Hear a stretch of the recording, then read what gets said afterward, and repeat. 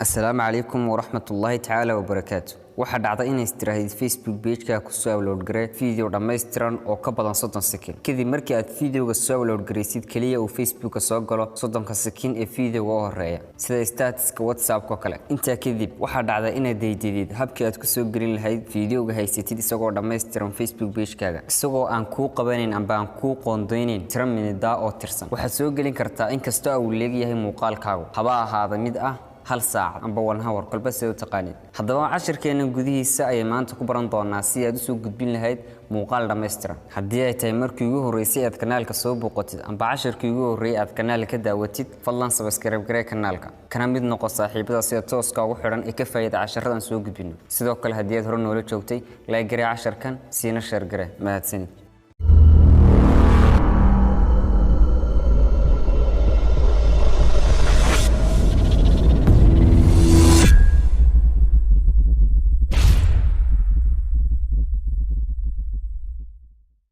soo dhawaada saaxiibayaal mar kale. Haddaba si ay noogu suurto gasho habkan ah in video dhameystiran oo ka badan 30 second inay soo gelino Facebook page-keena.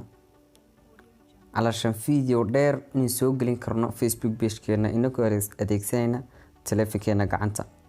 Habkan haddaba si uu kugu suurto galo waxaad adeegsanaysaa application la yiraahdo Facebook Business Suite. Adoo application-ka kala soo degaya Google Play Store-kaaga. Google Play Store-keena soo gelina kadibna application-ka aan ku sheegay ee raadinaysa waxaan ku qorayaa Facebook Business Suite. kadib waxaa jira in isku qaladid laba application oo kala ah Facebook Page Manager iyo Facebook Business Suite. kan ku sheegaya waa Facebook Business Suite. waa ka loogadiisu nooca tahay. kadib markuu application-ku sidaa yahay maxay ahayd toolay waxaad oranaysaa open oo la soo degaysaa. kadib aniga uu igu soo degsan yahay open kaliya oranaya. iminka application-ka markaan soo guda galo wuxuu amar siinaya inaan ku xiro Facebook page-kayga. Facebook-ga caadiga waan jeedaa. marka aad waxaad ku xiraysaa Facebook oo kuugu sameeyay yahay page-kaagu. Facebook-gan iminka oo kaliya continue as Ilaasin Axmed waa Facebook igu sameeyay yahay page-kaygu. haddaba iminka maxay ahayd toolay waxaan continue waan sii oranayaa si iigu xiro maxay ahayd toolay page-kaygii amba Facebook-gayga caadiga waa Facebook wuxuu ku sameeyay yahay page-ka dhexdiisa.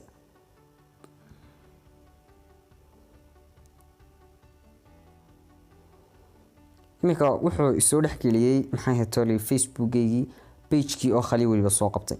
Facebook oo dhan soo muuqan wuxuu soo qabtay page-kii iyo Instagram-kayga isku ka xiran. marka hore waxa isku ka xiran page-kayga iyo Instagram-kayga.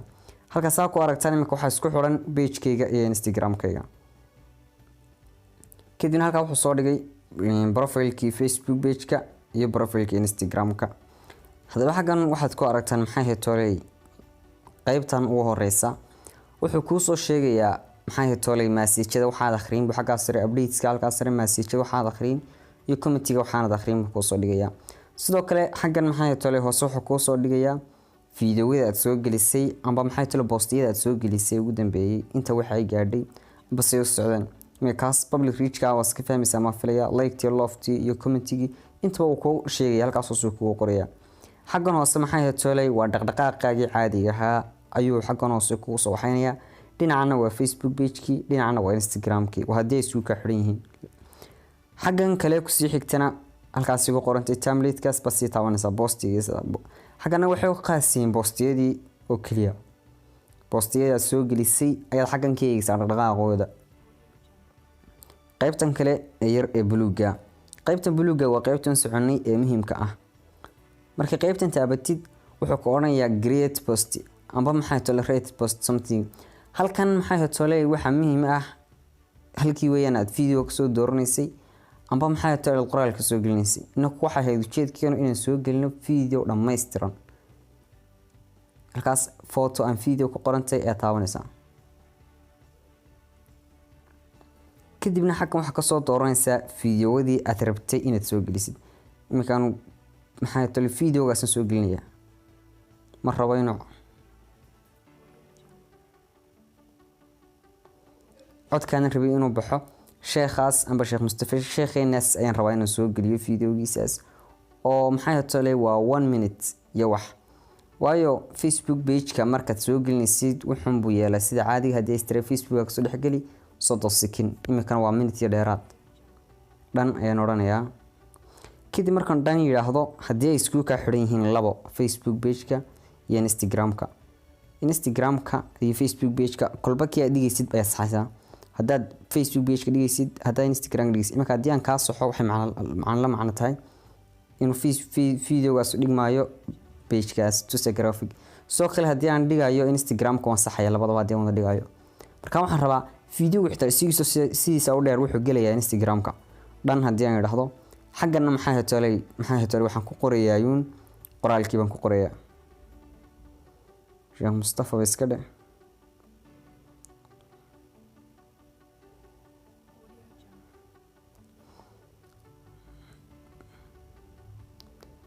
inta marka tiraahid caption-ka marka soo qortid next ayaad sii odhanaysaa. next marka sii taabatid Instagram iyo Facebook waan dhigayaa wuri xaggan hadaba waxaad sameyn kartaa edit caption-ka halka kaliya qoraalka baad hagaajin kartaa. sidoo kale halkan uu kaliya tag people dad baad ku tag garanaysaa waxaan filayaa inaad fahmaysaan. haddii aad rabtiin saa uu ku galo Facebook page-ka maxay hatolay waxa halkaas publish taas sareen baa taaban calaamada blue-ga waxa laga yaabaa inaad arki weydaan laakiin si calaamada yar ee publish ku qoran tahay in baad kaliya taabanaysaa.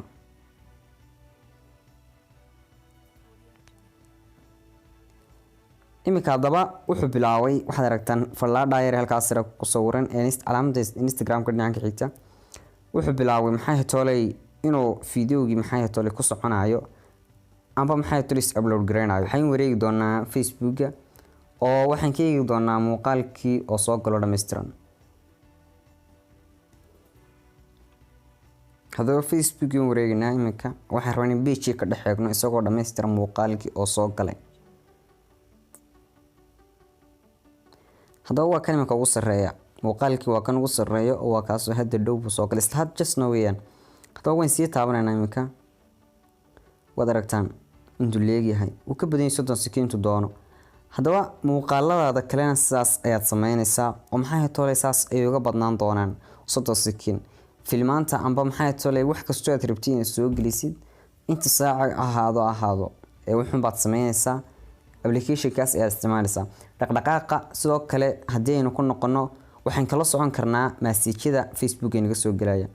haddii aynu xaggan sii taabano halka yar casmika matalan laba ayuu soo qabanayaa message-yadii la iga soo diray Instagram-ka iyo message-yadii la iga soo diray Facebook page-ka.